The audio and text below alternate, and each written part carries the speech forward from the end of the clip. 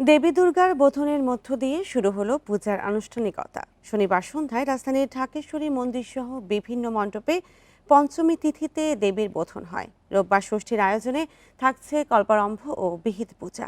দেবী দুর্গাকে জাগ্রত করতেই পঞ্চমী তিথির সন্ধ্যায় বন্দনা ও পূজা শুরু হয়। পুরাণ মতে রাবণ বধের উদ্দেশ্যে অকালে দেবী দুর্গার আরাধনা করেন ভগবান রামচন্দ্র।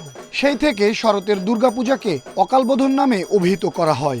সেই পরম্পরাতে আমরা শরৎকালে শারদীয় দুর্গোৎসবটা পালন করে থাকি, অর্থাৎ মাকে আনি ধরাধামে, মা স্বামীগৃহ থেকে পিতৃগৃহতে আসেন। মার কাছে প্রার্থনা চাই সবাই আমরা মিল নিয়ে একাত্র হয়ে সবাই হাসি খুশি মিলে এই 5 দিন আনন্দ করে বিদায় দিতে চাই মাকে। পঞ্চমীতে বোধনের পর রোববার হবে ষষ্ঠাদি কল্পারম্ভ ও ষষ্ঠী বিহিত পূজা। এরপর পর্যায়ক্রমে অনুষ্ঠিত হবে সপ্তমী, অষ্টমী ও নবমী পূজা।